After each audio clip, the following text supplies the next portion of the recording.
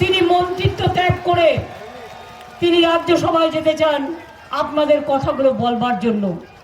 তাকে আশীর্বাদ দেবেন, শুভেচ্ছা দেবেন, দোয়া দেবেন, জোহার দেবেন এবং সাথে সাথে বলি জয় বাংলা, জয় বাংলা, জয় বাংলা, জয় বাংলা, জয় বাংলা, জয় বাংলা, জয় বাংলা।